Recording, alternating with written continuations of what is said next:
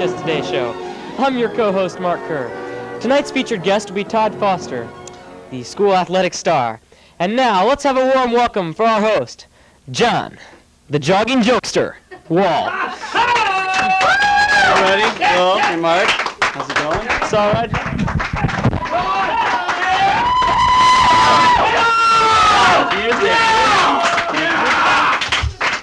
As always, we are glad to be back with you for another fine week of high school television. How was your week? My week was good, John. How was your week? It was good, pretty easy. How was the audience this week? Yeah. Oh! Mediocre. Well, we will start off, as always, with our weekly top 10, presented this week by Rich Doring. So let's have a warm welcome for Rich Doring. You get even nicer music.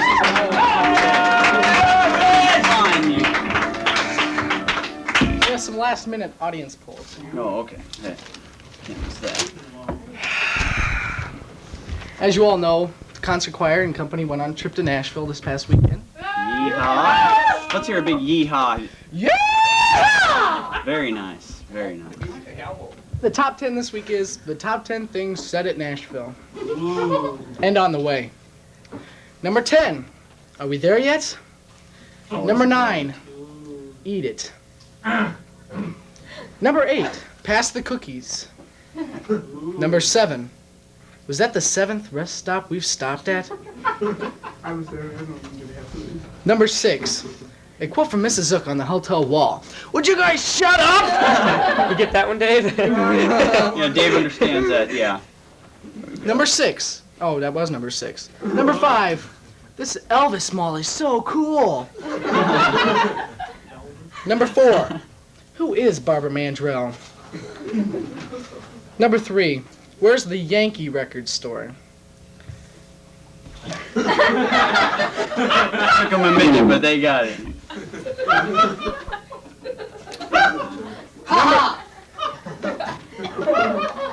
Number 2. Grits. And number 1. Y'all? All right. Well, thank you very much for party. Appreciate it. I thought you were myself. Well, I just don't know. And this week, doing our fine arts corresponding will be Jess Robson. Take that. Dave messed up your introduction, so you can get him later. Let's have a warm welcome for Jess Robson. Here to share her many wise. Well, again, the concert choir and the company, which is part of the concert choir anyway, went to the Worlds of Music Festival at Nashville. They participated in that. And the company scored a 94.6 out of 100. That's a rating. And they got first place. All right, yeah! Yeah, well, the concert choir did pretty good, too. They got a 94, and they, as second place, it would be basically second place. Yeah! And then Mrs. Zook got the Superior Director Award. So they came back with all these trophies. There's 2 of them sitting in the chorus room. I mean, they stand about that high. It just blows you away. We did a good job. They did a good job. This weekend, you can catch the company and the concert choir and the prep chorus at a concert at 3 o'clock in the Tory Gym. Is that Is it the Tory free? Gym or is it? Yeah, it's free. Okay. Is it in the Pointing gym or that is out. it in the other gym? It's a Okay. free concert. It's in the other gym, the smaller gym, the girls' gym, the West gym, whichever you want to call it. It's got like 5 different names. Okay. The gym with the stage. Yeah, the gym with the stage. It's in that gym, and that's at 3 o'clock. And afterwards, there's going to be a banquet an awards banquet for the parents, family, and students. And they'll get senior awards, and they'll have the top music award for one of the seniors. And there's a few special awards that'll be given out then too. But Is this all right now in the world of fine arts? yes. Okay, well, we thank you very much, Jess Robson, for sharing your facts about the fine arts world. Thank you, Jess. Okay, we come to that spot. We're just Rich Doring is just a busy man tonight. We come to that spot of the show where it is time for Tony's Tales, and once again, Tony is running in a track meet, and so reading Tony's Tales would be Rich Doring. So, again, warm welcome for Rich Doring. Yeah, Yeehaw. All right, Tony! Yeah, Tony! No, I need less hair. Oh, so Tony has...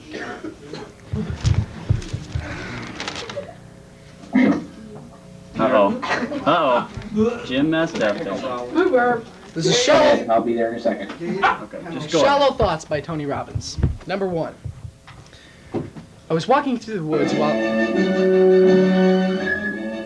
Okay, This is now quite you're cheery, walking. isn't You were running, now you're... I was walking through the woods. While I was in the woods, a tree fell. It made a loud crashing noise.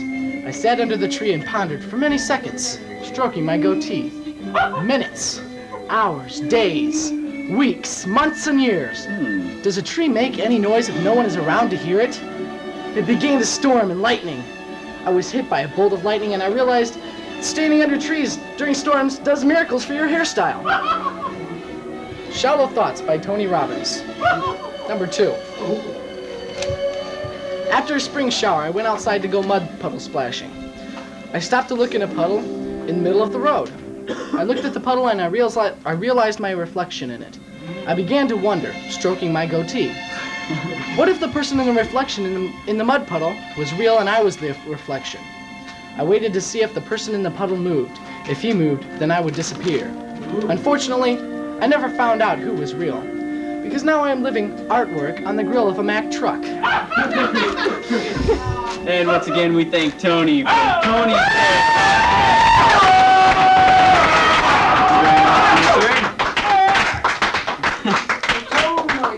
Tony with his Having people get run over there. great imagination. He Second seems to time. have quite a few people getting run over, but I don't know. Well, we are pleased to have as our featured guest this evening, as Mark said, Todd Foster, quite a star athlete at Washington High School. So let's have a very warm welcome for Todd Foster.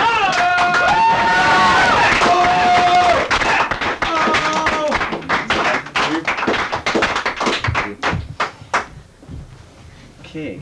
Now, I understand you've been in many varsity sports, but do you center on basketball and football? Well, I enjoy them both. It's hard to decide which one you like better because on Friday nights on the football games, there's a certain feeling about that, and then on basketball games you get a different feeling. I mean, you can't top either one, I don't believe.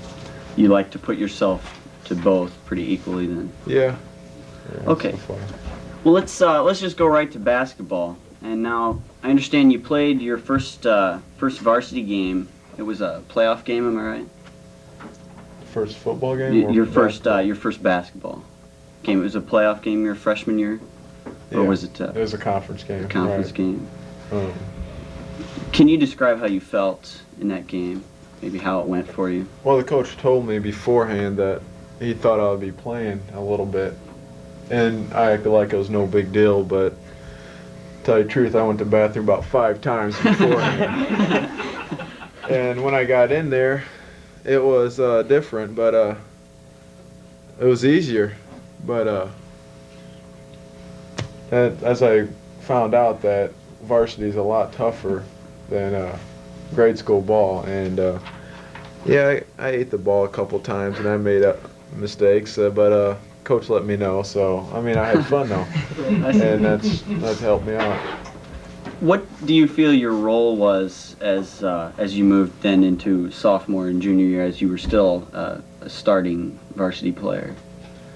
I felt like I needed to improve, and my role was just to get everybody going and keep people involved and happy, and so we didn't want anybody on the team that was down and felt like they're not part of the team, because that's what makes you lose.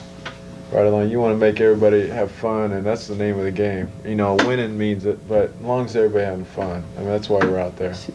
It's a real reason. And you obviously have a lot of fun. Oh yeah. Oh yeah. Okay, was it difficult, especially this year, being the only senior with a lot of starting experience? I never looked at it that way. I didn't realize that till really after the season, that I was the only one back that was playing. But I mean, you looked at Stephen and Campbell and Sponsler and Vaughn, and they came in and they did a heck of a job. Along with senior at Lombard, I mean, you couldn't ask for a better player to play with. And there was these guys who came in, and I felt like they were experienced already, so they were really well played this year. I see. Now, how was it to play with a different set of guys? Because you had guys like would come in and out. You'd lose your seniors that were with you freshman year, and then you'd come into a situation like this year where you were the only returning starter. How did it feel to come in with so many different personalities into each team?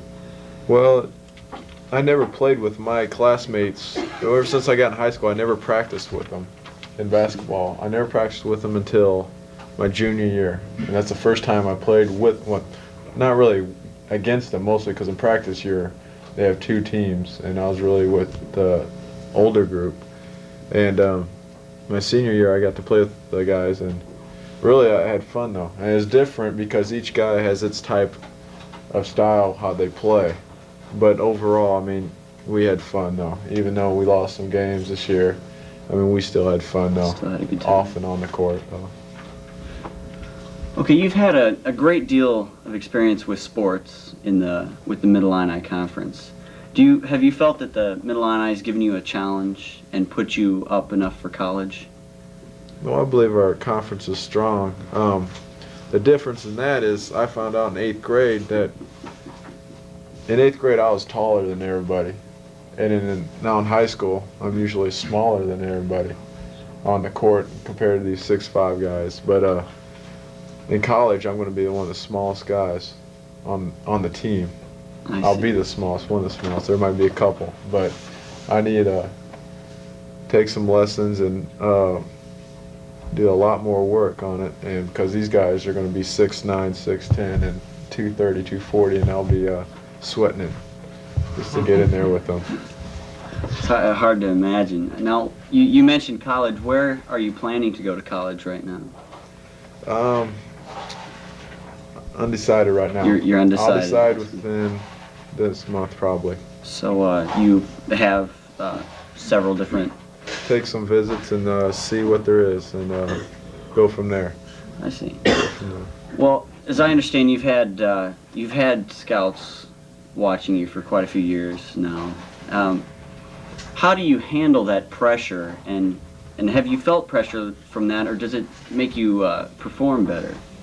Well, you can't let the scouts affect your game. You just go out and play. If you start thinking about anything else, what you're concentrating on, you'll mess up. Just as long as with anything else, you go out and you set your mind to something and you're worried about someone or something, you're not going to do as well as you expect you're going to do. And so these scouts, they come and some say they're going to be there and some just show up. And you don't know until after the game, but you just got to go out and play. I mean, that's your own way. Just always be on top. Exactly.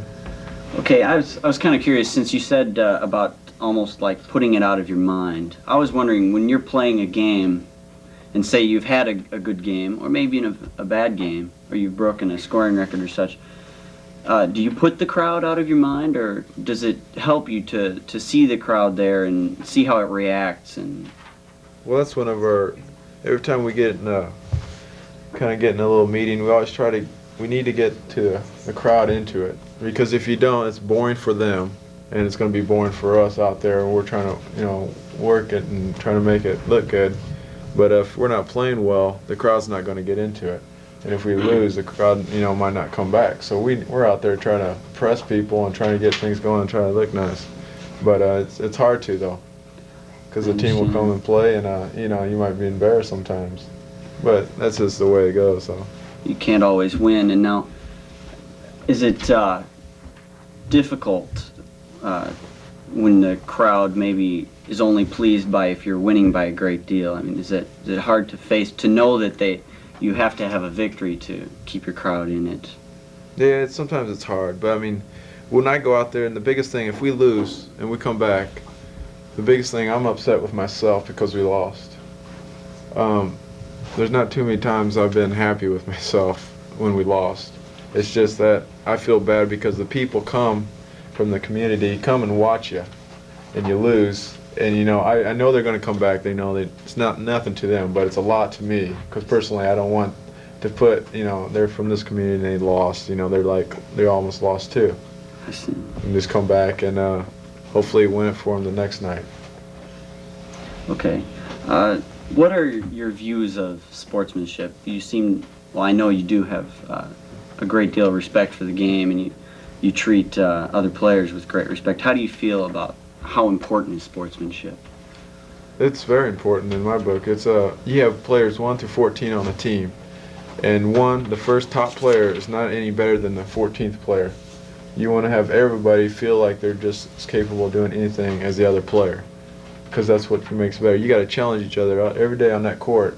As long as you're best friends or you guys hate each other, you go after each other out there. I mean, you help each other up. Once in a while you'll get after somebody and you'll get into it with somebody and something could, happen. But once you get off the court, you let that go. I mean, you guys get along with everybody. You should, and there's no one, oh, he can do this and I can't, he's a lot better than me. That's your personal feeling. You shouldn't tell everybody that, because, I mean, you should just act like you're just like everybody else. Doesn't mean if you're well known and you get in the papers and this person doesn't, just because he doesn't play, that doesn't mean he's better than the other person. You treat everybody the same out there, and they're just going to give the same respect to each other. And then after that, you don't have to worry about things. You just play and have fun with each other. Okay, now I've never seen you get in a fight, and I know that you haven't ever. How do you think that makes a person look like when they fight on the court? Yeah, it's you have to keep your cool at times. Sometimes it's hard to, because the players will say things to you and everybody's talking. Once you get on the court, there's words said back and forth, and you can't let that infect you. Because once it starts, freshman year I came in and I was quiet. I didn't like, these seniors were calling me names on the other team, that is. And what was nice was the players on our team, our seniors, were sticking up for me, and that helped me out. And so my sophomore, junior year, I was like, hey, I'm going to get these guys back. And so I started talk too with these guys, and I noticed after I played against these guys, a couple of these older guys came back and watched me, and they talked to me after the games, the ones that talked to me on other teams, and we got along great. And we talked about the days when we talked to each other, And it's fun though, because after the game you get along with everybody, but it's during the game. It's hard not to, you just feel like when someone says something to you, you just feel like turning around and just hitting them. You get caught up in the game. Exactly. It's just, you're so out to win. And it's kind of bad in a way, because you don't want to do that, but you're like, why are they saying that? Because, they're down by 20. Or the other way around, if we're down by 20, we're not going to be too happy. And so you just got to keep your cool out there, and, they're just in the same spot you are. Okay. Can you summarize this year's basketball team and how the season went for us? Well, out of the 4 years on the varsity, this is the worst year according to record. But I have to put it up to one of the funnest years, though, because we had a great deal of personality on our team. We had a lot of players, seniors, juniors, and a couple of sophomores that hung together. I mean, there wasn't one or two players that was in a different crowd, as you say. But, I mean, we just, no matter if they liked doing something else, we all stuck together. And even if we lost or won, we had fun, though. That's great. Okay, I understand you broke a scoring record this year. You broke the Washington High School scoring record. And now what was the exact figure on that? What was the point total? 2,000? No, 1,700 something. 1,700. Well, I think that's fantastic. All right, yeah.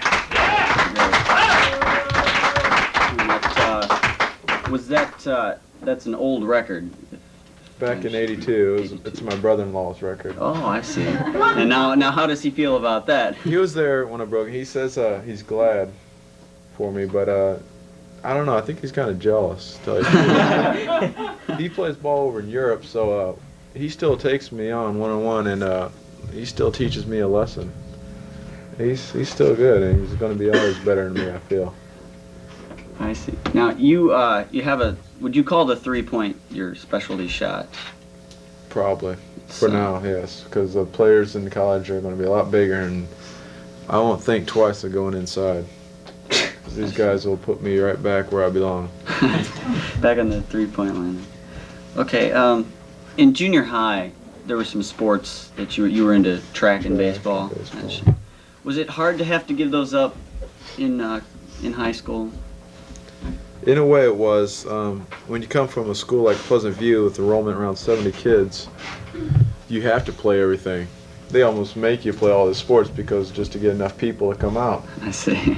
But I enjoyed it though from the grade schools because it was neat because everybody went out for every sport almost. You know, some didn't go out for some sports, and that was all right. But once you got in high school and there was more things going on and you started to play these sports and you realize these are going to, you know, it takes a lot more time in high school than it does in grade school, because in high school you can't take off 2 or 3 months from, let's say, basketball. You have to keep working at it if you're going to improve.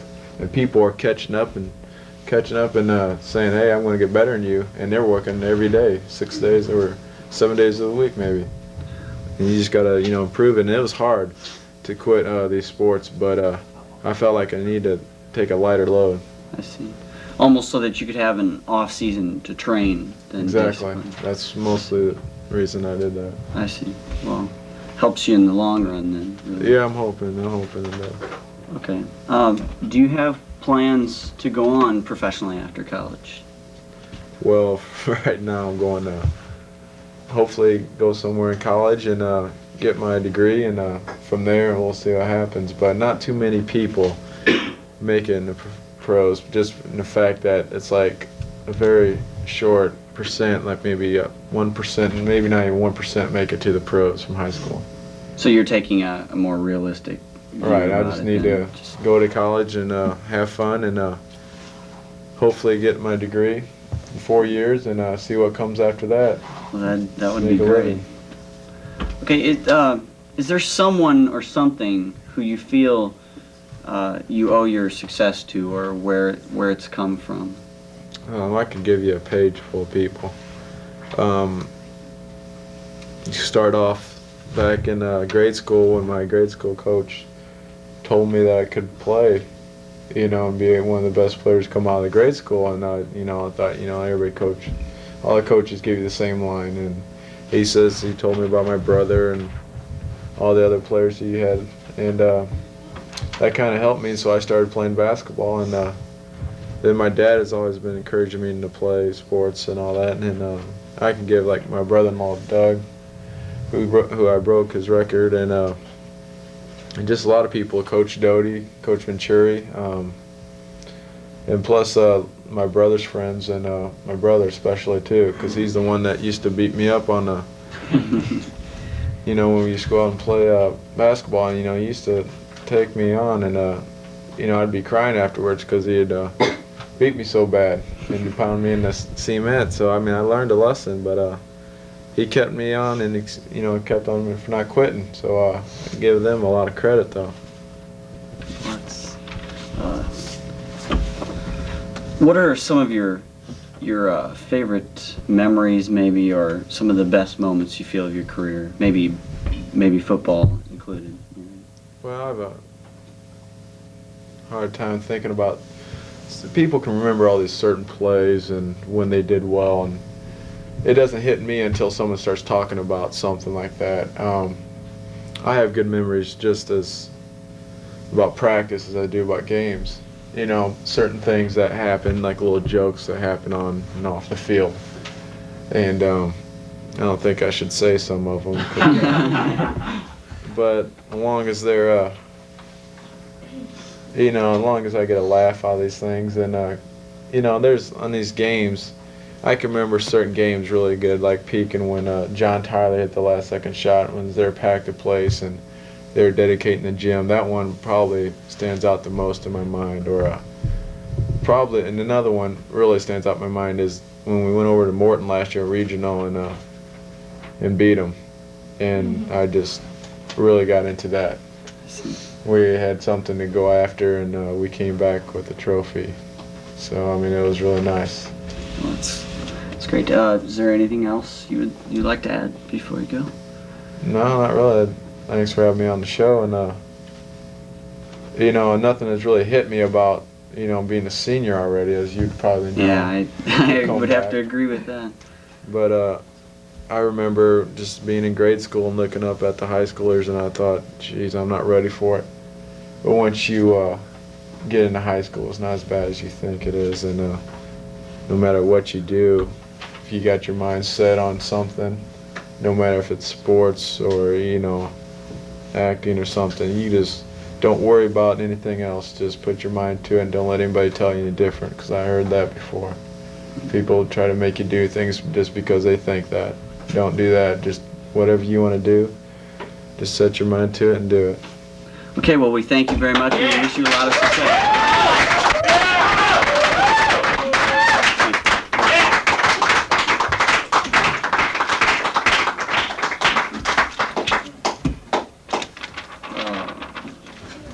Another Dave and his late audience polls.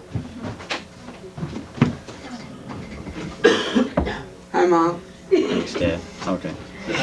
Now we will have, we haven't had for a while, a Cooking with Carrie segment. Let's welcome Carrie over to the cooking area here. Warm welcome for Carrie.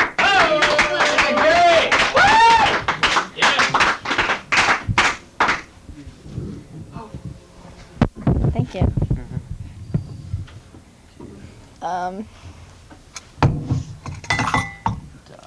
What will you be making for us tonight? I'm making a Greek pasta salad today. And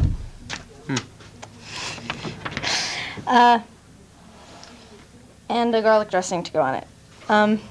It's very simple, actually. Thank you, John. Just checking. Okay.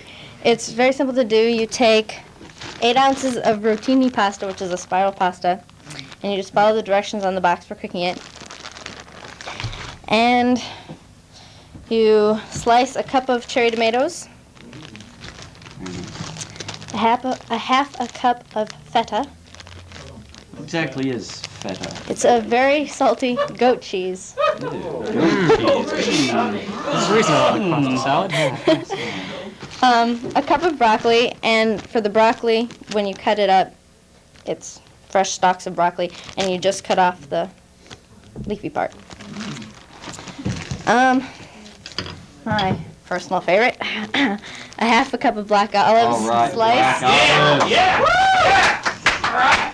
And a 4-ounce can of drained shrimp.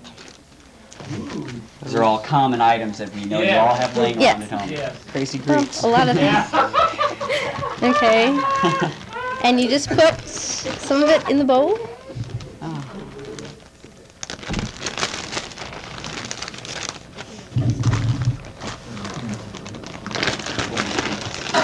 You can chop this while your noodles are cooking, or you can pre-chop it.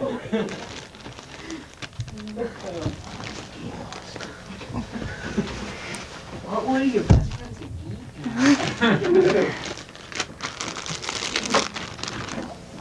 Should you wash your hands before you do this? Yes, you should. Probably. You should always wash your hands, Dave. Before you cook anything, Why Dave. should you wash You end up like Off-camera demonstration by Woody there. you end up like the chefs in Peoria. Don't want that. You should cook your pasta al dente. This is a word I learned yesterday. It means soft and tender, but not so that it's really squishy, because then it'll fall apart when you make the salad.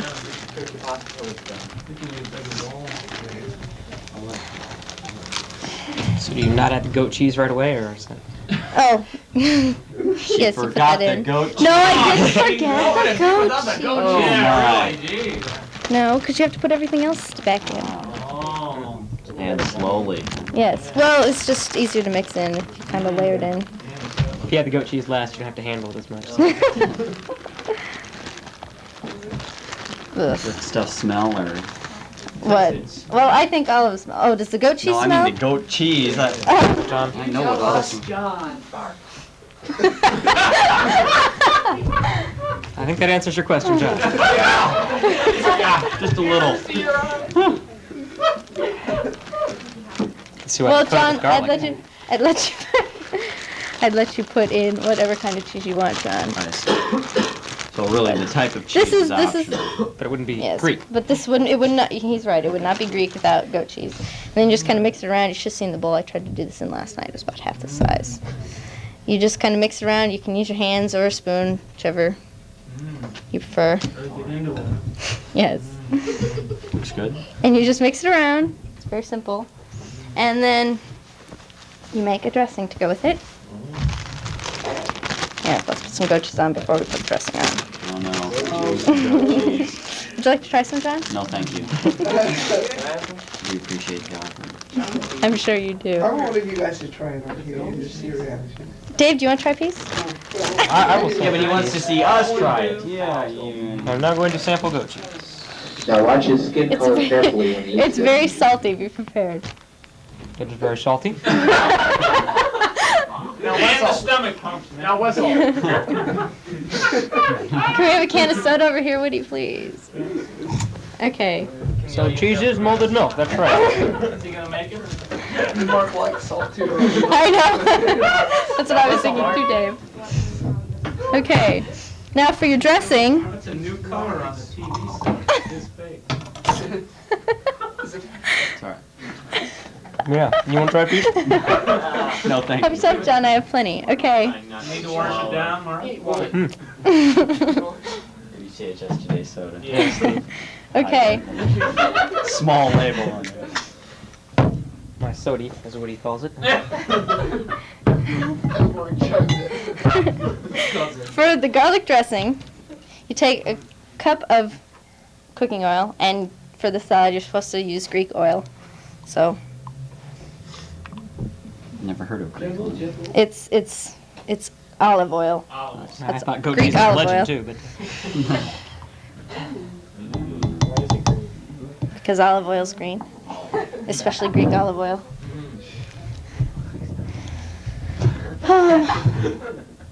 This way I want. And you can take 6 tablespoons of vinegar or lemon juice, and I'm using vinegar. just clear your sinuses anyway.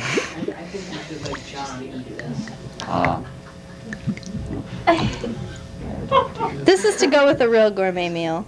I see. John still has to So- run in the track meet after this. Yeah. True. Boy, will he run. That's that garlic and vinegar. Load me Okay. up with It's ready that. to run. Carbohydrates. Church John, of it. carbohydrates. Church of it. No one every time. Competitors. Oh, I don't want to go inside. Boy, is this stuff good. 2 tablespoons of garlic powder. 2 tablespoons? Are you sure it's tablespoons? Yes. So this is for the person who likes You can make it smaller amounts. It's however much you want. The recipe calls for 2 tablespoons. Okay. Anti-vampire solution. And the recipe calls for 1.5 teaspoons of oregano, but the person I like, or that taught me to make this, likes oregano. So he said to put 1.5 tablespoons in. Tablespoon? Oh my. Better not bite a match. No doubt. I can smell that. I can rumba. This is And not for then- the weak at heart. Actually, I tried some of this pasta last night. It's very good. Oh, it is very potent. And Tried the pasta. you add salt and pepper to taste it. You know, however much salt and pepper you like, that's how much you put in. And then you just mix it up. Mark's face. Free salt. We aren't having this for prom. Just keep backing up. No, John, I'm not cooking. Don't worry. And then you just pour it over. Look at that. Oh, Oh, very nice. Oh, wow. Wow. Now just to make the audience eat it. Yeah. like Johnny did. Yeah. All right, Hey, lost a what piece is of this? cheese. You're the host. Yeah. Okay. You see Actually- I'll have some after the show. Yeah. Come on, John. You see You gotta catch it on camera. Celebrate And after our great then run. you decorate it with maybe a little broccoli. And the cameraman learned something It's new. all green, I think. Put some more goat cheese on there. Okay. If you want me to. More tomatoes, too. Yes. Into the audience. So you really used up all the ingredients Yeah, here. yeah. If you want to make more, the pasta comes usually in 16-ounce boxes, so you can make a double batch. This is really for if you're serving a very fancy dinner. Very cultured. Yes. Kind of like pate. One of your Well, favorites, that Eric. looks very nice. Let's have a nice round of applause. This doesn't have very much on it. If you want to taste a piece of pasta that doesn't have a lot on it. Just Dig in there, John. Dig in there. He eats it. Yes. Very nice, very nice.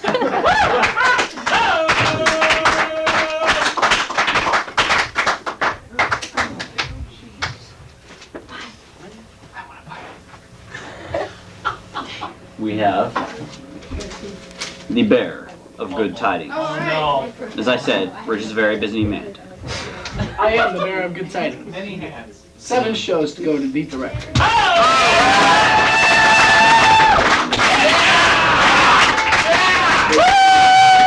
While you're up, why don't you get that other microphone too, huh? Good plan, Jim. We are well on our way to. We are well on our way to putting this season into the TV history books with having a record 32 shows. Very proud to say. Yeah. And we will now go to the audience poll, and the question for this week was, what will the big fad be in the 90s? What's going to be trendy? Okay. 4-string guitars. Certainly not bell-bottoms. Yeah. Why not? Shaving your head to look like Woody. Yeah, very nice. Juan Valdez will rise and be praised. Anyway. To wear I just don't think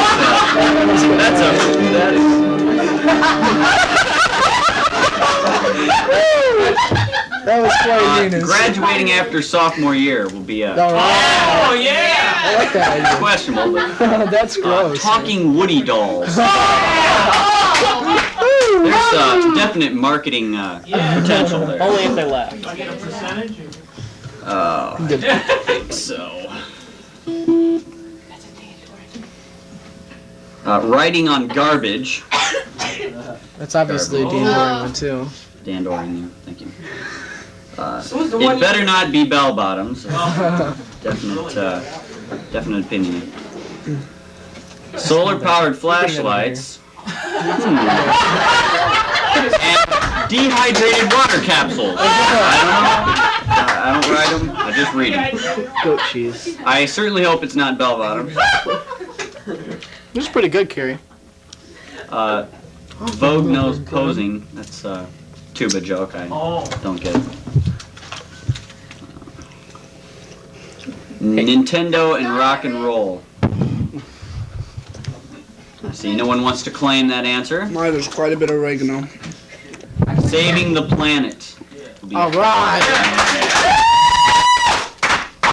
All right. Definitely. It's a fad. Being yourself. Being yourself in that natural look Oh, geez, with who just was- a bit of craziness. That sounds good. Yeah. That was Woody's. Woody's hairdos. Oh, What hairdo? All right. what hairdo, yeah. Clothes made of carpet. Yeah. Pretty good concept I there. like solar power. Goat cheese. I guess we don't have that for dinner since you're picking through it.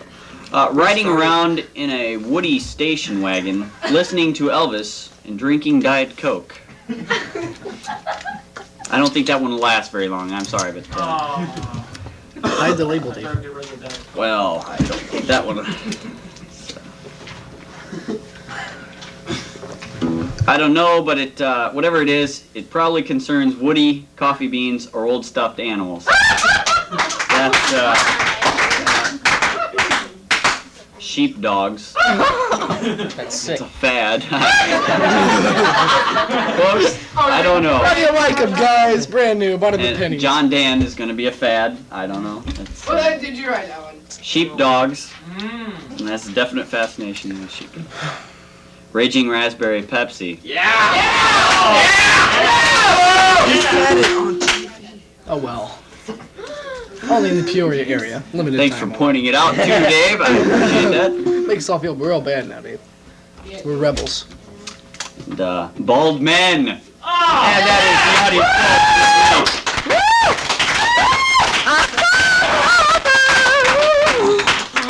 Okay, we thank you all for coming this week, and we will see you back next week, same time, same channel. Bye.